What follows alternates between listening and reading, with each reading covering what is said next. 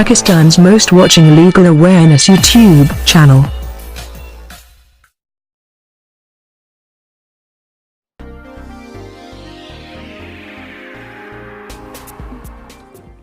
Bismillahirrahmanirrahim. Alhamdulillahi Rabbil Alameen. Assalamu alaikum friends and viewers. I hope all are fine. This is Mobushar Iqbal Chohan, Advocate High Court and Legal Lecturer.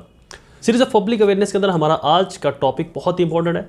ये ज़ुबान ज़दाम topic है और बड़ा interesting है, ना सिर्फ आम जनरल पब्लिक के लिए बल्कि वकला के लिए भी इसका जानना, इसके बारे में नॉलेज रखना बहुत ज़्यादा अहमियत का हामिल है और बहुत ज़रूरी भी है। हमारा टॉपिक है बेल एंड पेरोल।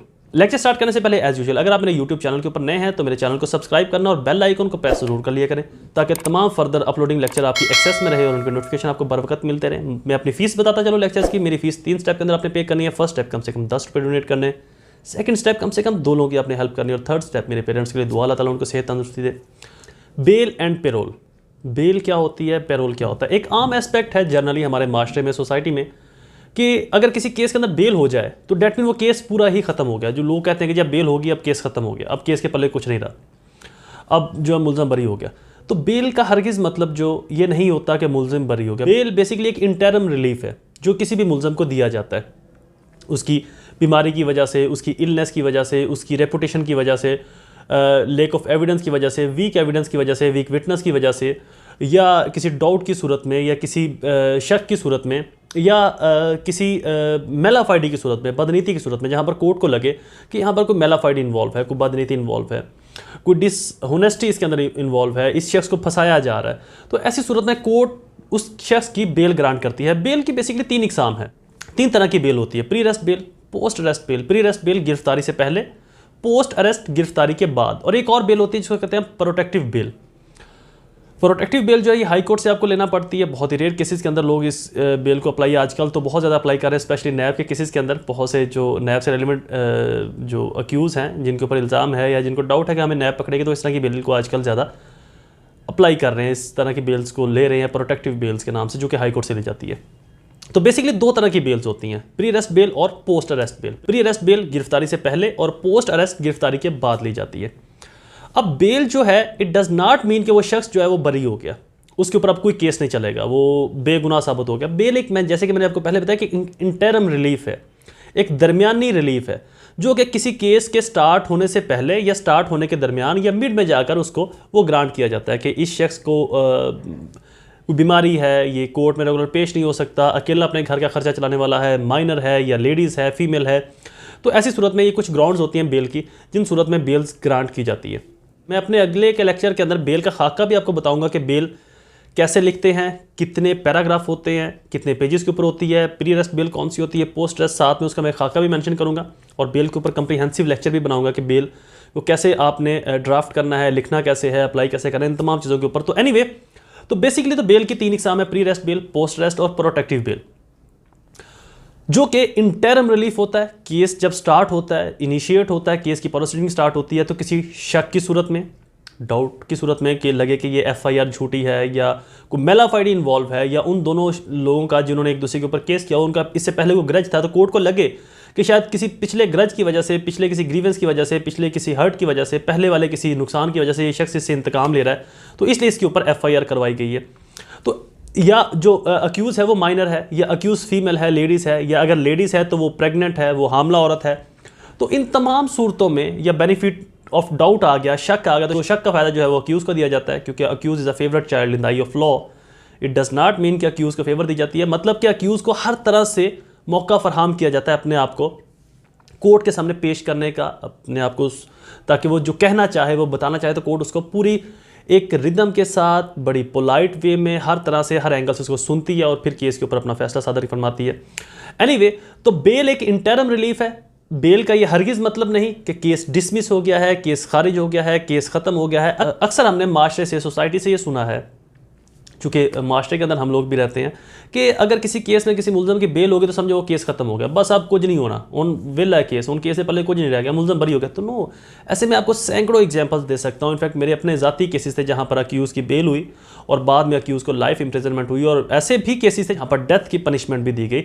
तो बेल का ये हरगिज़ मतलब नहीं कि केस अब ख़त्म हो गया, अब केस के पल्ले कुछ नहीं है, यहाँ से बस अब मुलज़म। तो ये हरगिज़, ये एक सिर्फ कुछ बातें हैं, मुहावरे हैं, कहावतें हैं, इनके अलावा इनकी कोई अहमियत कोई वैलिडिटी नहीं है।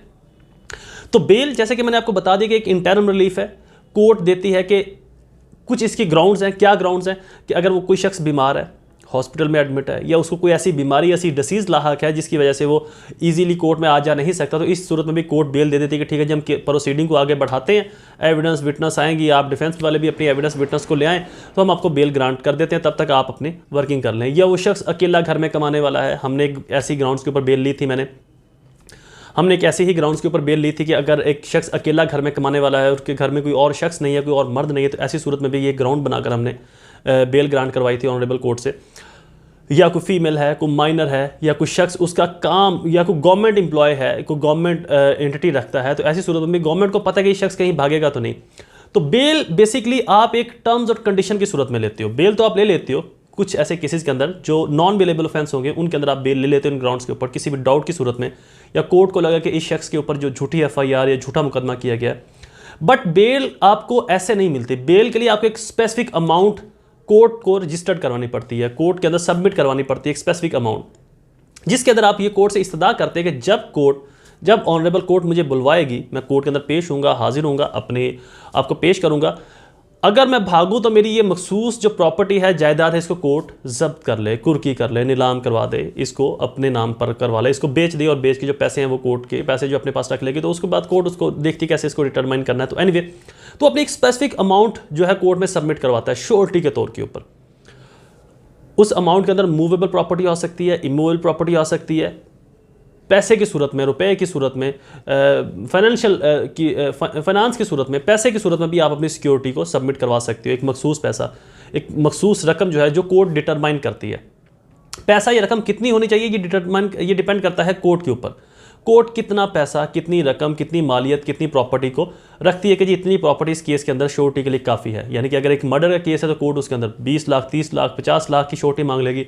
एक माइनर छोटी नौयत का केस है, या कोई ऐसे कोई माइनर लिटिगेशन है, डिसऑनेस्टी का मैटर है, जहाँ पर माइनर डिसऑनेस्टी का कोई मैटर है, जहाँ पर 40-50 हज़ार का मामला है या लाख का मामला, तो वहाँ पर कोर्ट मैक्सिमम 2 लाख की श्योरिटी जो है वो रखवा लेगी, ताकि ये शख्स भागे ना, कोर्ट से रजू करे, जब कोर्ट इसको बुलवाए कोर्ट में आए।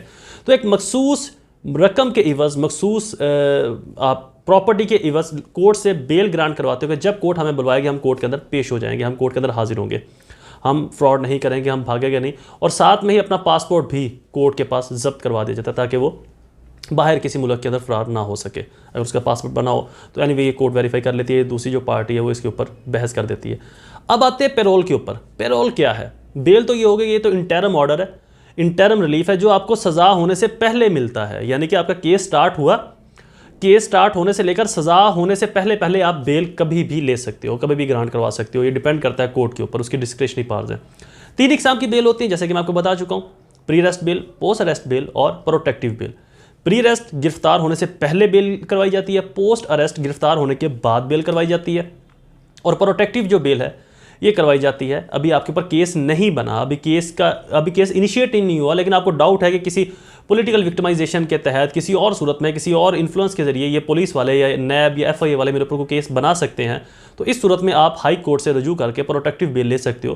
केस अभी इनिशिएट ही नहीं हुआ, एफआईआर हुई ही नहीं, केस बना ही नहीं, उससे पहले ही आप अपनी बेल ग्रांट करवा लेते हो।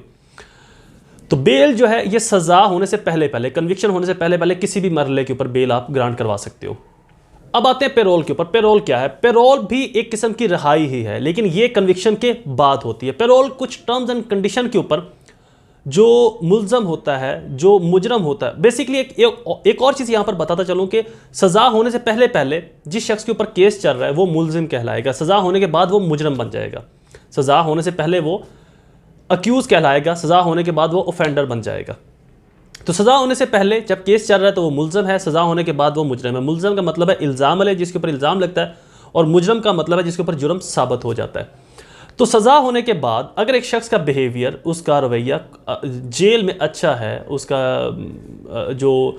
उसका तौर तरीका है जेल में अच्छा है, वो एक शरीफ नफ्स इंसान की तरह उसने जेल के अंदर ज़िंदगी गुजारी है, तो जेल रूल के मुताबिक उसको एक्सेप्शन दी जाती है, जेल रूल के मुताबिक उसको नरमी दी जाती है सज़ा के अंदर। ये भी नरमी कोर्ट ही देती है, लेकिन जेल रूल जो है, जेल की जो अथॉरिटी है, जेल की जो इंतज़ामिया है, वो रिकमेंड करती है कोर्ट को कि इस शख्स का बिहेवियर, इस शख्स का रवैया, इस शख्स का जो तौर तरीका है वह बहुत अच्छा था, बड़ा शाइस्ता था, बड़ा मुहज़्ज़ब था। या जेल के अंदर कोई शख्स रहकर पढ़ना शुरू कर देता है, एक डिग्री ले लेता है, एक अच्छी वैल्यूएबल डिग्री ले लेता है, तब भी उसके ऊपर सज़ा के अंदर कमी की जा सकती है। तो पेरोल जो होती है ये टर्म्स एंड कंडीशन के ऊपर अप्लाई की जाती है, मखसूस टर्म्स और कंडीशन के साथ, यानी कि एक शख्स है उसने, और पेरोल के लिए एक और चीज़ का होना ज़रूरी है कि इसके अंदर हाफ सज़ा गुजर चुकी हो। यानी कि ये नहीं कि आपको 25 साल की सज़ा हुई है और 5 साल के बाद ही आप पेरोल के लिए अप्लाई कर दोगे। नो, अगर आपको 25 साल सज़ा हुई है या 20 साल सज़ा हुई है तो 50% सज़ा गुजर चुकी हो, 10 साल सज़ा आपने गुजार ली हो और आप, या 12 साल सज़ा आपने गुजार ली हो, मतलब 24 साल की सूरत में, 25 साल की सूरत में 12.5 साल आपने सज़ा गुजार ली हो, 50% से आगे आपकी सज़ा रहती हो। और पेरोल का जो इसेंशियल है ये 50% से कम पर अप्लाई ही नहीं होता, यानी कि 50% सज़ा आपका कोर्ट जेल में गुजारना ज़रूरी है। उसके बाद अगर आपका बिहेवियर शाइस्ता है, तौर तरीके आपके अच्छे हैं, आपने एक अच्छा इंसान बनकर जेल के अंदर ज़िंदगी गुजारी, वहाँ पर आपने स्टडी की है, या बहुत कुछ ऐसा एक्स्ट्रा ऑर्डिनरी कैदियों के लिए या जेल हुकाम की नज़र में आपने किया है जो कि आम लोग नहीं करते, और बेसिकली आप क्रिमिनल थे ही नहीं, किसी मजबूरी में, किसी और वजह से, किसी दुश्मनी अनाद के अंदर आपसे वो जुर्म सरजद हो जाता है, तो जेल अथॉरिटी वाले, जो जेल के हुकाम हैं, वो अपने एनुअल रिपोर्ट के अंदर ये रिपोर्ट लिखते हैं कि फ़लाँ नंबर का फ़लाँ कैदी फ़लाँ जुर्म का जो आया हुआ है, उसके तौर तरीके, उसकी जो गुफ्तगू है, उसका उठना बैठना बहुत ही मुहज़्ज़ब है, शाइस्ता है, उसने अपनी आधी सज़ा गुजार ली है, तो हम अदालत से ये इस्तदा करते हैं कि उसकी अगली सज़ा को टर्म्स एंड कंडीशन के ऊपर माफ़ कर दिया जाए। तो पेरोल जो है ये मखसूस टर्म्स और कंडीशन के ऊपर, यानी कि वो टर्म्स एंड कंडीशन कुछ भी हो सकती है, ये डिपेंड करता है कोर्ट के ऊपर। लाइक अक्सर कुछ आपने मूवीज़ के अंदर देखा होगा कि एक शख्स को बेल मिलती है या पेरोल के ऊपर वो बाहर आता है, तो उसकी टर्म्स ये होते हैं कि आपने फ़लाँ शहर के थाने के अंदर जाकर अपने सिग्नेचर करने हैं, अपने साइन करने हैं। या कुछ फिल्मों के अंदर, मूवीज़ के अंदर, हॉलीवुड की मूवीज़ के अंदर ये भी दिखाया जाता है कि आपको पेरोल मिल गई तो डेली आपने अपने ही थाने में आकर सिग्नेचर करने हैं, साइन करने हैं, ताकि आप जो है इस टर्म्स के ऊपर हम आपको छोड़ेंगे कि आप कोई और जुर्म ना करें, और हमें आप ये वजाहत दें कि आप कोई और जुर्म नहीं करेंगे। तो यहाँ पर भी अगर कोर्ट चाहे तो एक मखसूस श्योरिटी ले सकती है, मखसूस प्रॉपर्टी को अपनी जब्तगी में रख सकती है जब तक कि उसकी सज़ा पूरी नहीं होती। तो बेल और पेरोल की सूरत में अगर अदालत को श्योरिटी लेती है तो सज़ा पूरी होने के बाद, या वो शख्स जब दोबारा से अदालत में आ जाता है, तो उस प्रॉपर्टी को रिलीज़ कर दिया जाता है, वापस कर दिया जाता है। वो परमानेंटली कोर्ट अपने पास वो प्रॉपर्टी नहीं रखती। तो ये तो था डिफरेंस बेल का और पेरोल का। पेरोल जो है ये कन्विक्शन के बाद, सज़ा मिलने के बाद अप्लाई की जा सकती है, और 50% आपने अपनी सज़ा, आधी से ज़्यादा आपने अपनी सज़ा गुजार ली हो। और बेल सज़ा से पहले किसी भी स्टेज के ऊपर अप्लाई की जा सकती है। प्री अरेस्ट बेल गिरफ्तारी से पहले, पोस्ट अरेस्ट गिरफ्तारी के बाद, और प्रोटेक्टिव बेल केस स्टार्ट होने से पहले ही आप अप्लाई करते हो। आई होप ये लेक्चर आपके लिए फ़ायदेमंद साबित हुआ होगा। एक रिक्वेस्ट थी, मेरी वीडियोस को लाइक और शेयर ज़रूर किया करें अपने तमाम सोशल सर्कल्स के अंदर। ये ना सिर्फ मेरी मोटिवेशन भी है, मेरी सपोर्ट भी, मेरी इनकरेज भी, मेरी हिम्मत भी, और मुझे इससे ज़्यादा मोटिवेशन भी मुझे इससे बहुत मिलती है कि आप लोगों को एक चीज़ पसंद आ रही है, मेरे लेक्चर्स आप अप्रिशिएट कर रहे हो, आप उसको सपोर्ट कर रहे हो, आप उसको शेयर कर रहे हो, जिसको मैं देखता भी रहता हूँ वक्तन फ़वक्तन। मेरे पास जो एनालिसिस आता रहता है कि डिफरेंट ग्रुप्स के अंदर उसको शेयर किया जा रहा है, तो ये मुझे ना सिर्फ अच्छा लगता है बल्कि मेरे लिए मोटिवेशन का बायस बनता है, और मेरा दिल करता है कि मैं और इससे बेहतर नॉलेजफुल, जो कि किसी कॉलेज यूनिवर्सिटीज़ के अंदर प्रैक्टिकल लाइफ के अंदर नहीं बताया जाता, वो चीज़ें भी आपके सामने रखूँ, आपके साथ शेयर करूँ। जितना आप मुझे सपोर्ट करेंगे उससे ज़्यादा मैं आपको इस तरह के नॉलेजफुल लेक्चर्स प्रोवाइड करूँगा, ताकि आपके नॉलेज में, इल्म में, आपके प्रैक्टिकल लाइफ के अंदर आपको न सिर्फ फ़ायदा हो सके, आप एक बेहतरीन कामयाब वकील बन सके, एक जज बन सके, बल्कि एक बेहतरीन और कामयाब तरीन इंसान भी बन सके। आई होप ये लेक्चर आपके लिए फ़ायदेमंद साबित हुआ होगा। मेरी वीडियोस को लाइक और शेयर करना ना भूला करें अपने तमाम सोशल नेटवर्क्स के अंदर, अपने फेसबुक ग्रुप्स के अंदर, अपने अजीज़ व अक़ारब के साथ, अपने दोस्तों के साथ, अपने क्लास फेलोज़ के साथ। इससे मुझे मोटिवेशन मिलती है, और फिर मेरी ख्वाहिश होती है, मेरी कोशिश होती है कि मैं आपको बेहतर से बेहतर नॉलेज और इस तरह के लेक्चर्स जो कि ना कॉलेजेस में, यूनिवर्सिटीज़ में नहीं पढ़ाए जाते, वो दे सकूँ, वो बता सकूँ, और एक आपके लिए वो बहुत ज़्यादा फ़ायदेमंद साबित हो। क्या करें, लाइक ज़रूर करें, और कमेंट्स के अंदर अपनी राय ज़रूर दिया करें मुझे, ताकि मैं इसको और इंप्रूव कर सकूँ, और बेहतर तरीके से, जो आपकी डिमांड हो, जो आपके लिए फ़ायदेमंद हो, मुझे उन लेक्चर्स के बारे में भी आप बता सकते हैं कि ये पब्लिक के ऊपर हमारे लिए प्रॉब्लम्स क्रिएट कर रही हैं चीज़ें, इसके ऊपर हमें एक कानूनी अवेयरनेस के ऊपर, हमें लीगल अवेयरनेस के ऊपर लेक्चर दें, तो इंशाल्लाह मैं उस चीज़ को भी फुलफिल करूँगा। दोबारा हाजिर होगा एक नई सीरीज़ में, एक नए लेक्चर के साथ। मुझे अपनी दुआ में ज़रूर याद रखिए कि अल्लाह ताला आप सबका हामी नासिर हो। वस्सलाम।